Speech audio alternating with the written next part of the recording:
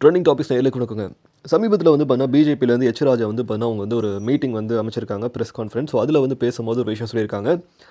ஜனநாயகன் திரைப்படம் வந்து ஏன் சார் வெளியிட மாட்டுறாங்க, அது வந்து முக்கியமாக சென்ட்ரல் கவர்மெண்ட் தானே காரணம், ஏன் சென்சார் போர்டு வந்து அது வந்து தடை பண்ணுறாங்கன்னு கேட்கும்போது, சென்சார் போர்டு வந்து பார்த்தீங்கன்னா ஆரம்பத்திலே வந்து பார்த்தீங்கன்னா ரிலீஸ் டேட்டும் சரி, இவங்களோட செயல்பாடும் சரி, இவங்க வந்து சென்சார் போர்டு அணுகவே இல்லை அப்படின்ற விஷயத்தை வந்து ஷேர் பண்ணியிருக்காரு அவர்.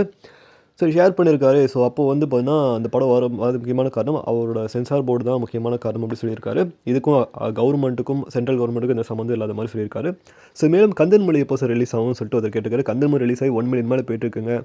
ஸோ இப்போ அதே மாதிரி வந்து பார்த்தீங்கன்னா ஜனநாயகம் திரைப்படத்தையும் வந்து பார்த்தீங்கன்னா ஓடிடி பிளாட்ஃபார்மில் ரிலீஸ் பண்ணிவிடுவாங்களா, அமேசான் பிரைம் வீடியோவில் வருமா, இல்லை வந்து யூடியூப்பில் ரிலீஸ் பண்ணிவிடுவாங்களா அப்படின்ற மாதிரி நிறைய கேளிக்கையான விஷயங்கள் நிறையா இருக்குது.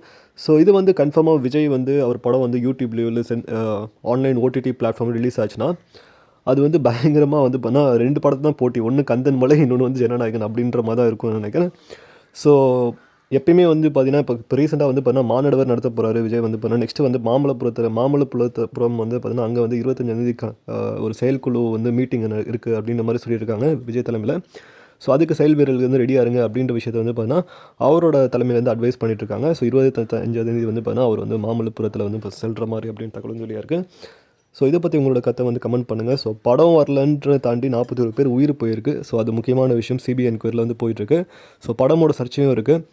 ஸோ இதுதான் அரசியல் வந்து ஆளுமை ஒழுங்கான தலைவனுக்கான ஒரு தகுதி வந்து விஜய் சாருக்கு சுத்தமாக கிடையாது. எப்படி ரூல் பண்ணணும், எப்படி லீட் பண்ணணும், தளபதின்னு பேர் வச்சுருக்காரு. பட் தளபதிக்கான ஒரு செயல்பாடு, ஒரு ஒரு விஷயம் அவர்கிட்ட இல்லவே இல்லை.